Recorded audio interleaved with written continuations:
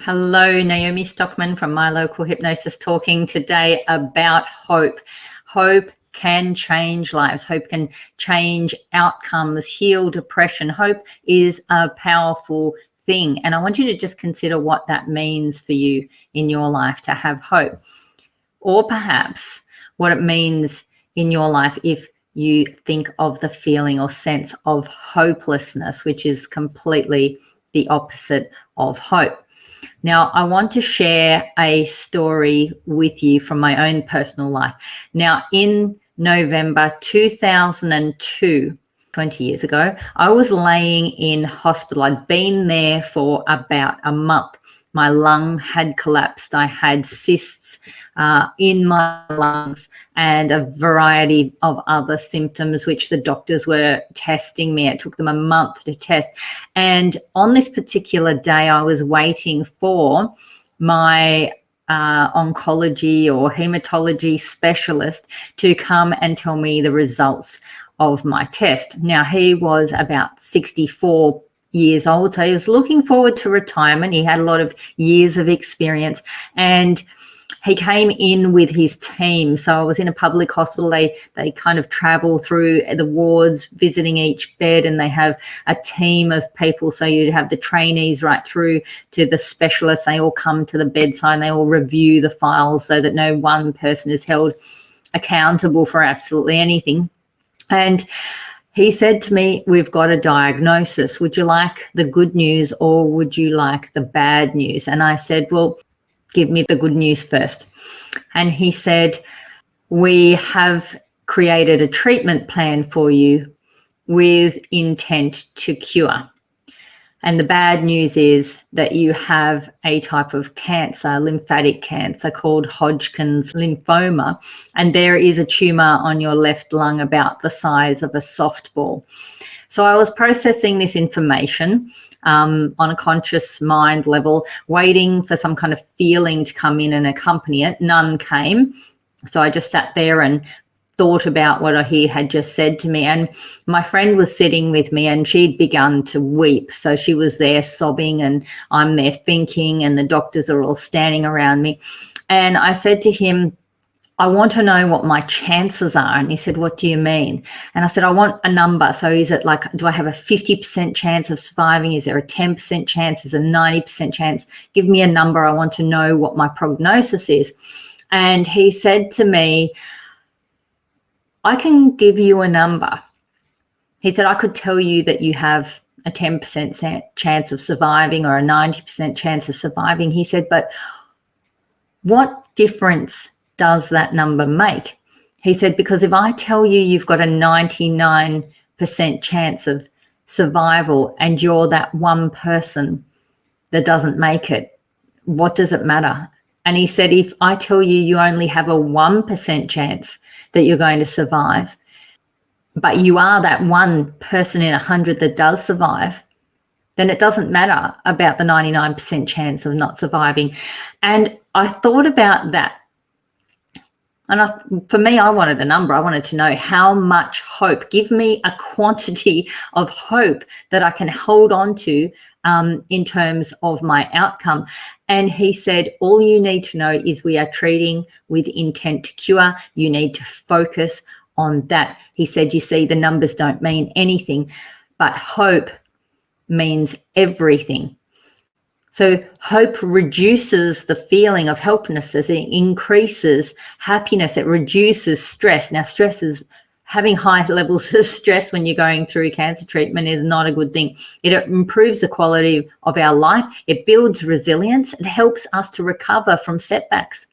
Keep positive mental attitude, PMA. So without hope, you haven't lost the fight. You're not even in the fight. The minute you give up hope, studies show that the minute people lose hope, their risk of chronic health conditions goes up, risk of pain goes up, cancer and death. So that's pretty nuts, right? That if I lose hope, I'm more likely to get sicker and die. So that's pretty significant outcome from an intangible mental or emotional state. So that leads me to believe that hope is a really important factor in our health, but not just our health, it's important for us in life. So how do we build hope? There are 3 ways to build hope, 3 strong ways that I've come up with. First one is other people's faith and encouragement. If I'm around people that all believe in me or have a belief in a positive outcome and encourage me, I'm going to have hope. Everybody telling me around, you're going to be okay, telling me positive stories. My aunt, had this and she survived and everybody survives. And just think about it. Think about when everybody has a particular belief, how easy it is to join the club and just follow along. The next thing is good experiences and past wins. Now, in my situation, I had been to hospital for eye surgery. I had been to hospital to have children. I'd always come out okay. So I had some past wins there. And the next thing is future inspired imagination. Well, I could definitely imagine myself getting healthy and being able to live to a ripe old age. My goal is 113. So let's see how we go. Now, how do people lose hope? How can we crush hope and kill it? Because you can crush hope, you can kill hope. Other people's negativity, even well-meaning, even people that say, look, it's just, that's the truth. And I just wanted to tell you that how it really is.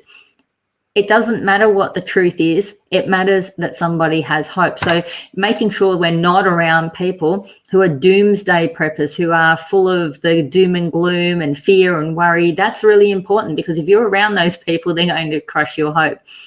People that don't feel that something's possible are always going to make you feel like it's not possible as well. Things that have happened in the past, negative things. So if you've had a bad experience in the past, it's really hard to imagine or to feel positive about something in the future. And the third thing is that when we're in the present moment, we're actually living with the outcomes of the past. So sometimes when you look around, it's hard to find hope because what you're seeing around you isn't supportive of hope. And that makes it then hard to be able to find that imagination for a positive outcome in the future. So then we start having a future of impossibility. We can't imagine the future of possibility, and our hope is crushed. So past events, past experiences, present situations bring our ability to create a positive possible future in our mind and imagination. That then lowers our hope. So you cannot control what has happened in the past. You can't click your fingers and magically make the present situation change, but you can remove yourself from people who are going to pull your hope down and surround yourself with positive people who are going to build up your hope and believe in good things for the future. That's a whole stack easier to see positive outcomes for the future when you're around people who are helping you create those positive images and imaginations. Hope is intangible, it's invisible, it's not quantifiable, and you cannot buy it, you cannot earn it. It is a internally generated thing. This means hope is a choice, and you have to be proactive and make a choice to create it within yourself. Sometimes that can be easier said than done.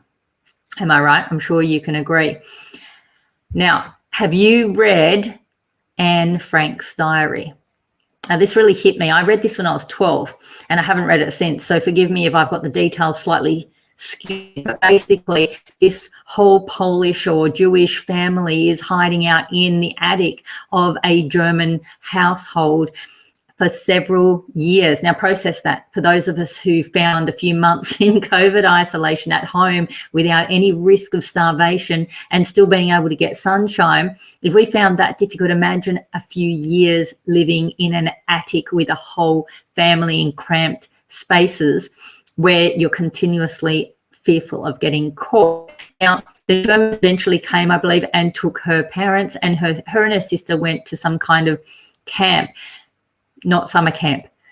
And the book eventually ends with an entry from Anne, who is talking about her sister being very, very sick with influenza, and her sister passes away. And it concludes with a narrator finishing the story, basically telling us that after Anne's sister died, that she lost the one thing which is essential for survival: hope. And then she also passed away, which is really sad. However, what does that tell us? Hope is essential for life. Hope is that thing that keeps you tenacious, that keeps you moving forward. It is the light in our heart that keeps us bound to living. We do not hope for things that we already have. What we hope for is things that we don't have, things that we wish for, positive things for our future. And when we receive those positive things, then we can experience gratitude. So there's sort of like a cycle. So we hope for something, we have patience, then we receive it, and we have gratitude, and then we hope for something else. The hope cycle continues to keep going. It's propelling, perpetuating. So it's ever present, it's ever moving, and it's all connected. So which part of that cycle can you actually get some control of? Well, any time at all, you can choose to dip into that cycle and increase your gratitude. We know that gratitude is helpful. It shuts down the negative part of our brain, the fear part of our brain. We can simply access that any time and get into that hope cycle. So we know that we've got things that we would like to have in the future. We've got things that we can be grateful for, and then we have patience. So that just then perpetuates the hope cycle, and you can grow hope. It's like an ecosystem of its own that you can sow into. And as you're building into that, you are also building your spirit, your character. So many of us have been shut down in our spirit. We've quit living to the full, and we're living in a state of fear and anxiety and worry. And this is survival. This is our survival state. We don't want to be in survival state. We want to be in thriving state. We want to have hope. Hope changes the way we view ourselves as a person. It changes how we view our past failures, because they can haunt us if we let them. But when we've got hope for a future, then we can see ourselves becoming more. Now, when we can see more in our future, it creates excitement. Excitement's a force. It's an energy. It's what gets you out of bed in the morning. And without that, you are not passionate. Now, a life of passion is what everybody's after: passion and purpose and presence. And worry comes along like a dark shadow. It's like a destroyer. It's like the art of destroying the future before the future can even be created. Worry destroys our hope within us that good things are coming. Hope says my future has possibility, and worry says my future has pain. And I know which one I'd prefer. Possibility is definitely the one I'm after. How can I grow my future of possibility? How can I get a spirit of hope and build that within me? It's like building anything else. It's practice. It's a structure. It's a system. There are clear methods, just like there are clear ways to worry and have fear. And we've learned those. We learn those. We learn them when we're young. And we can also learn to hope. We can learn to hope for big, great, wonderful things. Some of us have learned to hope for just the bare minimum. And other people have learned to feel hopeless and live in a world of worry and of lack and of pain and of suffering and of struggle. But we are not limited to what we currently do or how we've learned in the past. We're not limited to our beginnings. We can change. And this is just something that we can practice. It's something we can share, because hope's transferable. How wonderful is that? Consider that. Hope is contagious. You can give it to others. You can get it from others. You can put it on like a cloak or a robe, or even like armor, and you can wear it and shield your heart from that fear and that worry. You can spread it like light, shine it into other people's life. And because of the hope of one person, many people can find hope as well. And that's really very inspiring to me. Some people get their hope from the Bible. That's a great place to get hope. You can also get hope from family, from your community, from people who love you and believe in you. You can get hope from believing in yourself. You can get hope from Mother Earth, from nature, from spirituality. You can get hope from studies, from knowledge, from learning skills, physical achievements. that provides positive experiences, which then generates more hope because I know I can, because I've done it before, that kind of thing. The truth is, no matter where you stand today, hope changes everything. Hope changes who you are, how you live, how you experience life.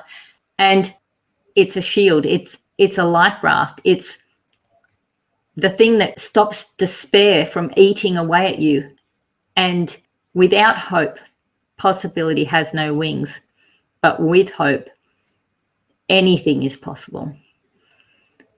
If you got something out of this, please make a comment, like, share, subscribe, all of that stuff. My name's Naomi Stockman from My Local Hypnosis.